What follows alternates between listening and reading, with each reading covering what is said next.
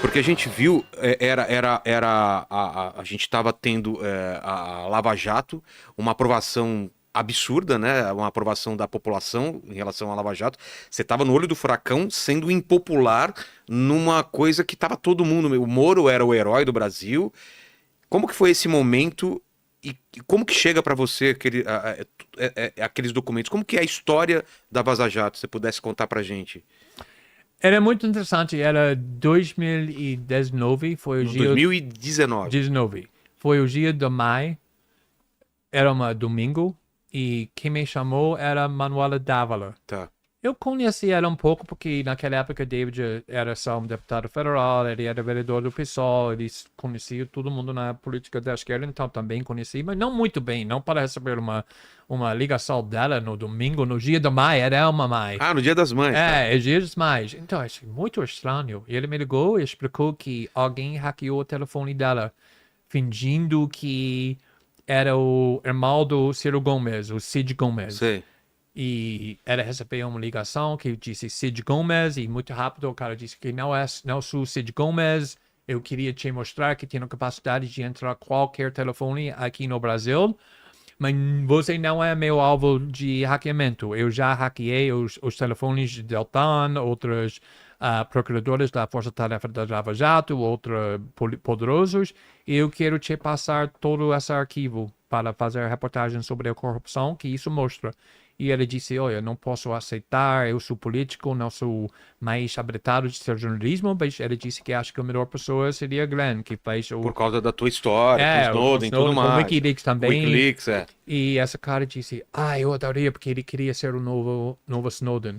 E ele me ligou, explicou tudo, aí eu botei no David no telefone, porque queria que ele seja envolvido, e ele fez uma piada depois, ele disse que, porque é só você que precisa receber todos os arquivos, não tem ninguém outro, já concluímos a reportagem do Snowden, estava um Vai pouco começar tranquilo. tudo de novo. Exato, e eu disse, mas já passamos para isso, e ele disse, ele tinha razão, não, isso vai ser pior, porque os inimigos nossos, durante a reportagem do Snowden, foi no outro lado do mundo, nos Estados Unidos,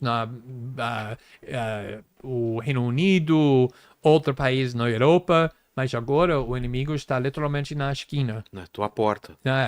Lá fora da nossa casa. E ele tinha muito razão, mas é meu trabalho como jornalista. Então eu disse para a Manuela, fala assim, essa fonte deveria entrar em contato comigo. 5, 10 minutinhos depois, ele me ligou no Signal e começamos a falar sobre tudo que ele tinha, porque ele fez. Ele disse muitas coisas que não era verdade, mas acho que ele estava falando com medo, mas para mim não me importa sobre a fonte. Eu só me importo os documentos. Se os documentos são genuínos, se a gente pode autenticar. Até porque eu imagino que você também deve receber muita coisa que é mentira e que é falso. Claro. A primeira coisa é saber se está falando a verdade. O primeiro objetivo é sempre confirmar que os materiais são autênticos, porque se você publicasse um material que é fraudado, vai ser destruído a sua credibilidade para sempre. Verdade. Então, eu comecei a receber esse material, já comecei a ler e consegui ver muitas coisas que eu sabia que não era apropriado. E demorou 4, 5 dias para esse arquivo chegou, um depois do outro, depois do outro. Botamos cópias do arquivo em todos os lugares lá fora do Estados Unidos, do Brasil. Para ter uma proteção, né? Para proteger. E comecei a trabalhar com jornalistas no Brasil para entender que esse arquivo mostrou. Era muito material, né? Demorou meses para ler toda parte do arquivo. E assim como na Vaza Jato, esse material foi sendo soltado aos poucos, né? Essa estratégia é por quê? Porque é muito material e precisa ser analisado, porque é uma estratégia de ir soltando. Eu acho que você tem sido também acusado de por que você segura o material? Porque não solta tudo? Porque é sempre aos poucos. Explica por que tem esse procedimento. Tem 2 motivos. Imagina, esse material é complexo. Tá. A reportagem do Snowden, a reportagem do Vaza Jato, a reportagem sobre Moraes. Não é fácil. Então, se você publicasse todos os artigos, 120 artigos no mesmo dia, quem vai conseguir processar disso? Como o público vai entender qualquer coisa? Aqui é 120 artigos. Não, esquece. Não tem seja divertido lendo tudo. Então, isso é a primeira coisa que tem que pensar como o público vai processar. Tem que pensar nessa questão estratégica. Mas a outra parte é que quando você. Eu acho que. Eu vi isso várias vezes, que quando recebe um arquivo, acho que pessoas acreditam que como funciona é que os documentos mais relevantes têm uma luz, Então, marcado, oh, um estamos marca-texto, aqui. tá Mas, escondido lá no meio. E tem que bater com data, bater com reportagem de televisão da época para ver se aquilo aconteceu naquele dia. Eu imagino que tem um trabalho de entrelaçar informação muito pesado, não tem? muito pesado. Porque Data, você está pessoas. vendo um documento aqui, mas não necessariamente sabendo todo o Que eram contexto. documentos o quê? Era de celular? Basicamente, o que era essa quantidade absurda? Eram e-mails? O que era tudo, assim? A primeira coisa que depois criamos o Intercept foi contratarmos um especialista no segurança digital, Tá. que é muito inteligente. Ele protegeu tudo no reportagem do Snowden, porque estava exigindo muita proteção. Então, a primeira ligação que eu fiz foi para ele e eu disse, olha, temos um grande arquivo e precisamos saber como é o melhor jeito de enviar isso para você. Ele lidou com todas essas perguntas técnicas, mas quando você tem um arquivo desse tamanho, no Vaza Jato, no Snowden, agora no Alexandre Bonés, é muito difícil de conectar tudo, de entender tudo. Sobretudo porque, obviamente, o minuto que você errar, tudo Vai pra, perde. Então, não pode errar. E como você disse também, muitas vezes tem, vamos falar, 60% da reportagem. Tem que fazer a reportagem lá fora do arquivo. Então, demora muito tempo. E para mim, quando eu tenho um artigo que o público tem o direito de saber, eu quero publicar isso quando está pronto. E depois vou fazer o resto da reportagem e acho que também isso é bom porque isso dá tempo para esse material respirar, para pessoas entender o que está acontecendo aqui. repercutir todas. E teve matéria no Fantástico, teve tudo, né? Como que foi a primeira coisa que saiu? Como foi o impacto na mídia? E como você ficou, assim? Que você era? Você imaginava que ia tomar essa proporção ou Tá não? falando do reportagem do Snowden? Ainda do Vaza Jato. Sempre quando você acha que tem uma reportagem muito bomba, muito histórico, muito impactante, nunca sabe como o público vai reagir. Talvez ele vai, já sabemos disso. Tá. Talvez uma guerra vai começar e vai afogar. É impossível de controlar isso. E depois de muitos anos eu tenho uma boa ideia. Mas muitas vezes eu publiquei um artigo que achei muito grande e ninguém se importava. Outra vezes publiquei alguma coisa que achei não era muito significante, muito importante e pessoas reagiram como era uma coisa incrível. Com Vaza Jato, só o fato que conseguimos receber as conversas privadas entre Sergio Moro e Deltan, eu lembro muito bem quando uma das pessoas na nossa equipe criou essa hashtag Vaza Jato, que era brilhante. Eu sabia que isso ia colar, né? Para dar uma ideia e também usa o nome delas para quase zombar. Lava Jato, Vaza Jato. E foi muito. Você pode ler o Sergio Moro e o Deltan falando no jeito que um juiz e o procurador não pode. Só imagina você está acusado de crimes que pode te mandar para a prisão o tempo todo e você descobre que, em segredo, o juiz, que tem a obrigação de ser neutro, está conspirando o tempo todo com o procurador para criar táticas, não só para te condenar, mas como criar uma percepção pública que você está culpado. Então, eu achei que só essa parte da reportagem vai ser um impacto enorme. Tá com problema o microfone ou não? Um chiadinho no seu microfone. Se quiser colocar um outro microfone aqui, instalar outro, pode passar. E sobre a Vaza Jato ainda, todo o material, tinha muito material falso no meio, muita coisa que não se aproveita. Quanto do material acaba se aproveitando? E a pessoa que te procurou, ela não queria, como o Snowden, ficar conhecida. Ela não queria que o nome fosse divulgado? Como que foi, né? Porque ele sabia. No caso do Snowden, ele não acha que ele fez foi um crime, porque ele sabia que ele estava divulgando informação sobre crimes. Vamos só colocar então quem era o Snowden. Ele trabalhava na CIA. Primeiramente, ele foi para o militar, porque ele queria ir para a guerra do Iraque. Só que ele quebrou duas pernas quando estava treinando para ir para a guerra, não conseguiu, então ele foi para a CIA e depois para a NSA, porque ele era uma cara muito que acreditava muito na história dos Estados Unidos. Achou que estávamos fazendo todas as coisas boas. Ele queria trabalhar dentro dessas partes do governo que ele achou o estado de segurança. Só que durante o tempo ele começou a entender, de descobrir que o governo estava fazendo coisas muito ao contrário do que ele estava entendendo que o governo estava fazendo. E com o tempo, anos depois de anos, estava lendo meu blog também, meus artigos, estava fazendo muito reportagem sobre a CIA, NSA, espionagem, tudo isso. E ele começou a pensar, talvez minha obrigação como um ser humano é para divulgar que estou vendo dentro aqui que está totalmente inapropriado e ilegal, até contra a Constituição. E ele, depois de anos, pensando nessa forma, e uma das coisas que, a última coisa que causou ele de decidir, ok, eu vou fazer isso, ele, o cara mais senior para Obama, que nome do James Clapper, que mandou toda a parte do militar e inteligência. Ele foi para o Senado e ele fez testemunho no público e um senador perguntou a ele, o NSA está coletando informação sobre milhões de americanos?